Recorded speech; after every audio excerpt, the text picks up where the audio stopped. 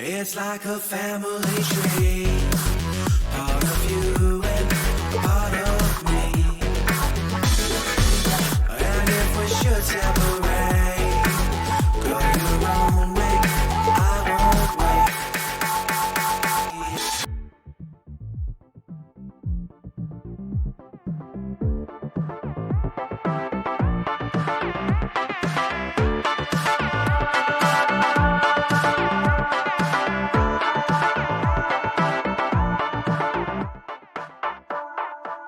Bring the funk back.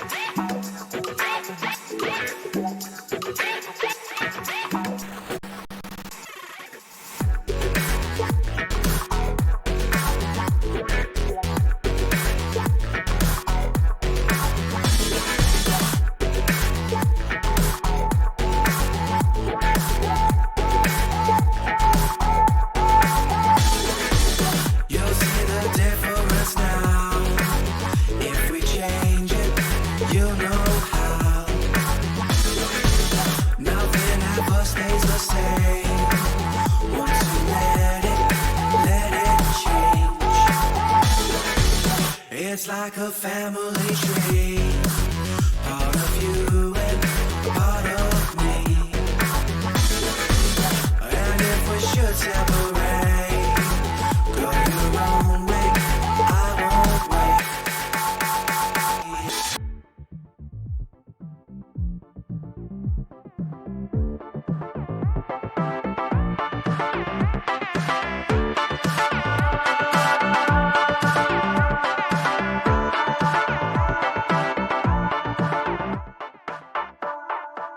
Bring the funk back.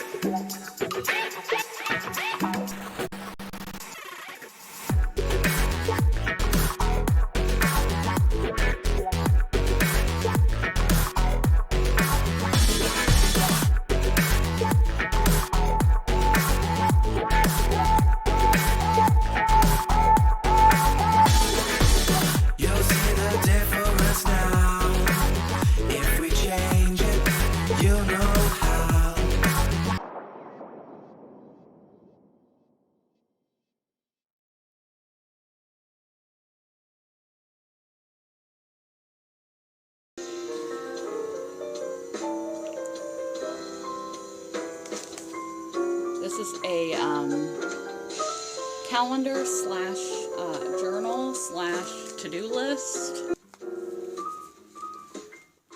What's nice about this one is that before each week it has a motivation. Life Reset 2022 is my motivation. That will be my motivation for a while, I think. And then below it has a to-do list, and then it has your weekly goals, which your to-do lists are not your weekly goals. Your to-do list is like, take the trash out, change the cat box. Used it because I didn't really have a reason to use it. I had a way that I operated and it worked for me until it didn't work anymore. You can only live a healthy life with a sick body for so long before you fall farther and farther and farther and farther behind. Your relationships get strained, your job situation gets strained, your housework falls apart and behind, everything just falls apart. Sooner or later, you have to adjust, accept things how they are and adjust. And so now, rather than trying to be a person who is chronically ill, leading the lifestyle I led before I got sick didn't work for me. Now I'm trying to restructure my entire life so that I can sample. Like when you go to the buffet, the life is the buffet, and there's all this stuff at the buffet that are my favorites that I like to do and have in my life on my plate. And I used to be all you can eat. Now I have a stomach problem, and I can only digest a small portion, so I have to be really picky about what I put on my plate each day so that I can get my favorites in my life in a way that's not going to make me sick. So this will be very, very helpful. It has weekly notes, weekly reflections, which will be helpful looking back each week so I can progressively improve upon my symptoms and my method of redoing my life, goals, trackers, etc. And it's for 52 weeks. So this will last me a long time, and it'll be really helpful as I reflect back on the year going into 2023, what worked for me and what didn't, with a weekly reflection at the end of each section. It's got pretty little clouds. Every year I get to get one new journal. Just one, because I have plenty. Those ones over there I still have not used, and I will get into next year. So I'm only allowed to get one per year. So I picked this one this year, Weathering My Emotions, a little journal for big feelings. I decided on this, it basically only covers, it's actually for adolescents, but I didn't want to get too deep. I have several, The Body Keeps Score, Man's Search for Meaning, The Happiness Project, several deeper, heavier books on happiness and stuff like that. I didn't really want to get that heavy, but processing and coming to terms and coming to accept and mourn my former life, modify my existing life, accept what is, and not lose hope that I will get better at some point. And if I get better, I can just add my plate back up. Like the all-you-can-eat buffet example, I can just pile more on my plate again when I get a system that works for now. That doesn't mean I'm giving up on getting better. That's why I'm trying to make a system that doesn't make me sicker or make me lose my job or my relationship or my friends or live in a pigsty, or I'm trying to make a system that makes my life the best quality it can be now and my health the best it can be now, in the hopes that someday I can get better and just add more on my plate. But I need a process. And the burn after reading. This is an introspection thing. It's really good for any kind of self-forward movement or change or anything, for you to know who you really are. Not who you used to be, not who you're going to be, where you are, what you're thinking in this very moment, about your life, about your past, about everything. So this just has a ton of questions. The future is, my mantras for living are: describe my childhood in one word. The song that best describes my life. If I had 2 weeks to live, I would. The only thing that I do that I would like to be able to stop is